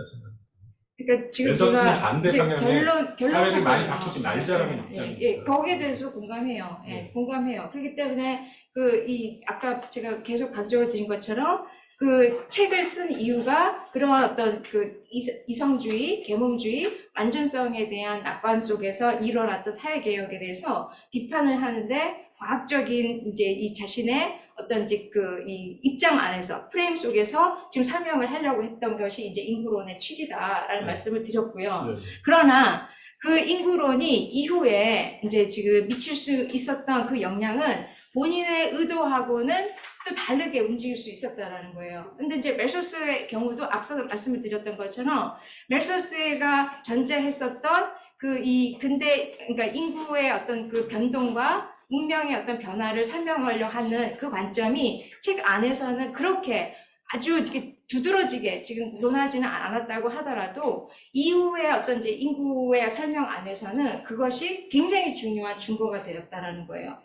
그래서 혼인이라는 것이나 어떤 성적인 통제라는 것이나 그 멜서스가 말했던 그 예방적인 통제라는 그리고 적극적 통제라는 그 시각을 통해서 지금 다양한 어떤 지역의 이 인구 변동을 설명할 수 있는 이론적인 프레임으로 이게 지금 썼어요. 그거는 멜서스의 의도도 아니고 멜서스의 책 안에서도 그걸 두드러지게 강조한 건 아니라는 겁니다. 근데 그럼에도 불구하고 그 영향은 굉장히 이게 다발적으로 이제 이루어졌고 제가 이제 조금 더 이제 부연해서 말씀을 드리고 싶었던 것은 지금 멜서스의 어떤 논의가 지금 현대 사회에 한국 사회에 지금 이 인구 위기하고의 연결 지점이라는 건 굉장히 또 복합적인 부분이 있죠. 그런데 강조를 드리고 싶은 것은 근대 인구의 이제 그리고 자본주의라는 어떤 이제 이 사상이 태동을 할 수 있었던 굉장히 중요한 맥락으로서의 자본주의 체제도 사회마다 달랐던 거예요. 그런데 자본주의와 너무 연결시켜서 하는 것이 저는 반대예요. 이미 1798년은 그렇게 자본주의가 보편화되지도 않고 영국에서 제조업이 도미넌트한 1830년이거든요.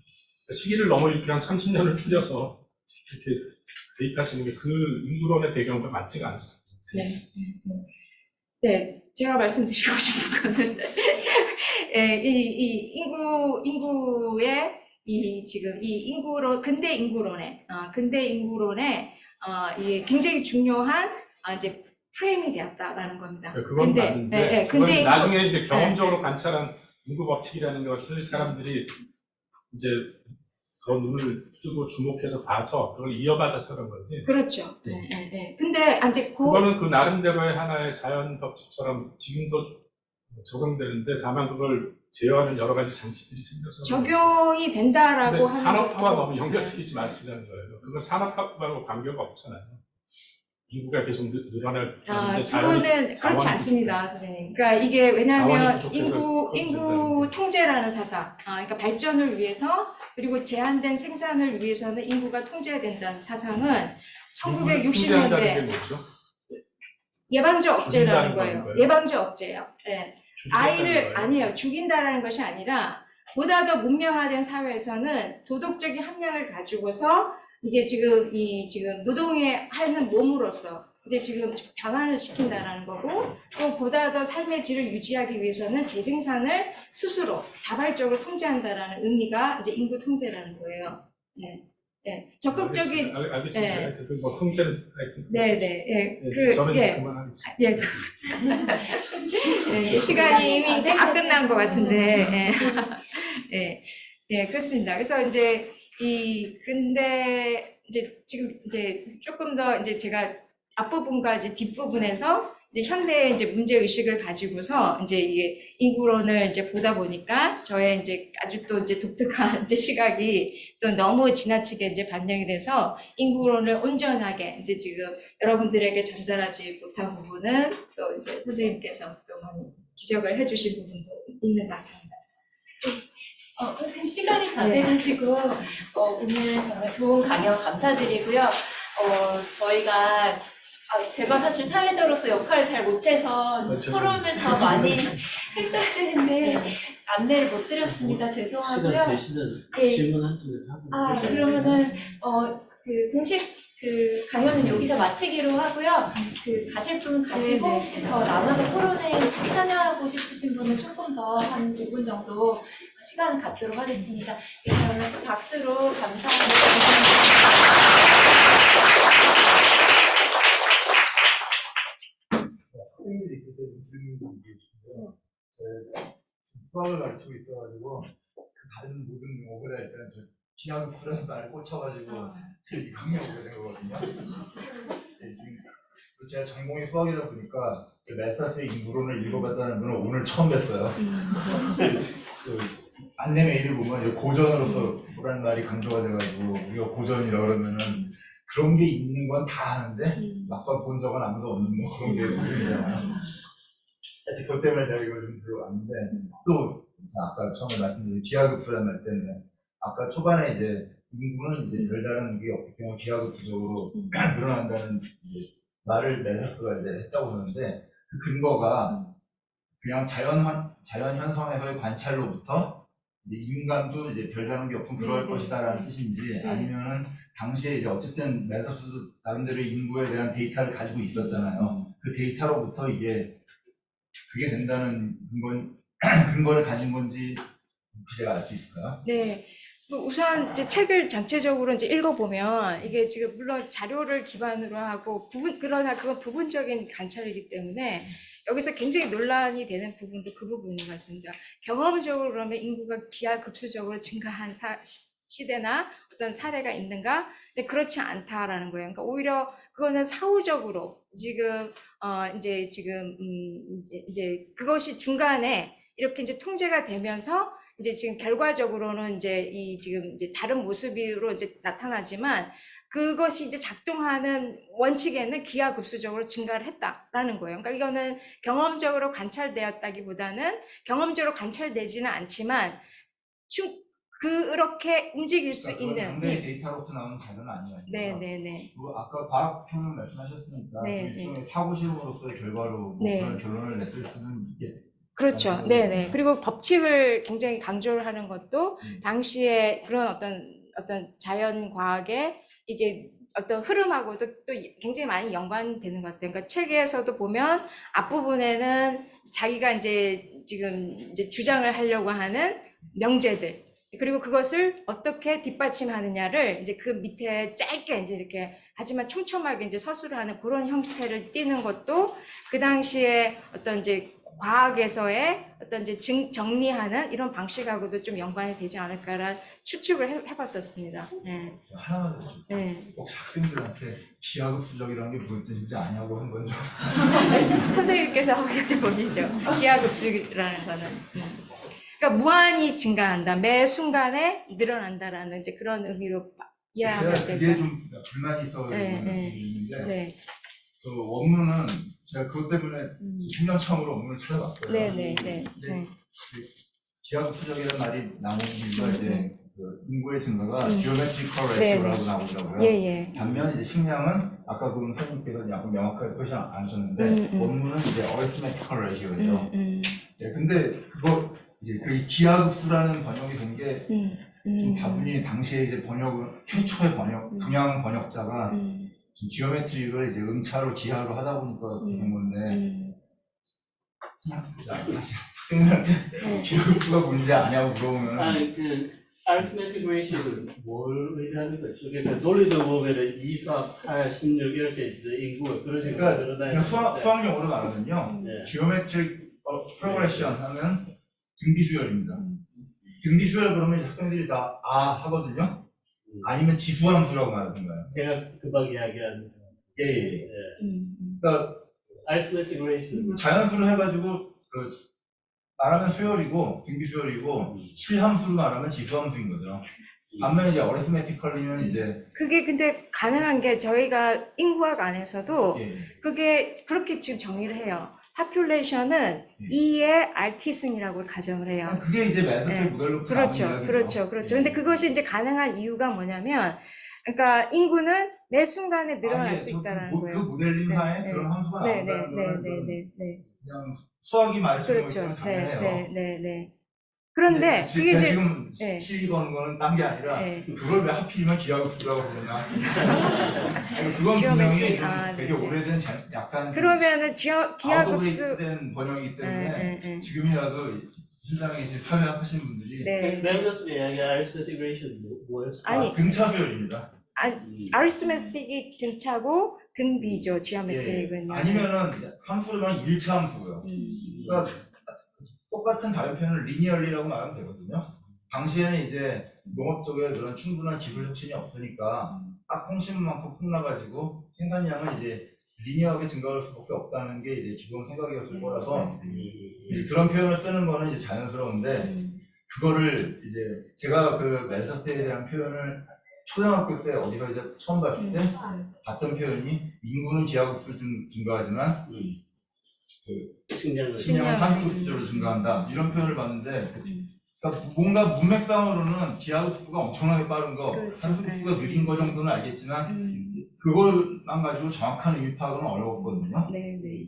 네. 근데 이걸 지금이라도 그냥 지수함수, 일차함수라고 말해주면 아무 기대를 안 하거든요. 그렇게 이야기해도 모를 겁니다. 맞습니다. 물론 이제 그래서 수학을 들어오면 제가 네, 네. 지수함수가 왜 일차함수보다 압도적으로 센지는 설명해 줄 수 있는데 네. 네, 그런 불만이 있어서 저꼭 그 사회학 하시는 분들에게 네, 그거 굉장히 중요한 고민을 네, 주고 네, 싶어서. 네, 네, 네. 개념 활용에 있어서 네. 오늘 사회학과 경제학 수학에 이렇게 학자분들의 그러니까요. 문제를 들을 수 있어서 너무 감사했고요. 참여해주신 학생분들도 감사드립니다. 여기서 마치도록 하겠습니다. 네, 선생님과 네. 선생님 고생하셨습니다.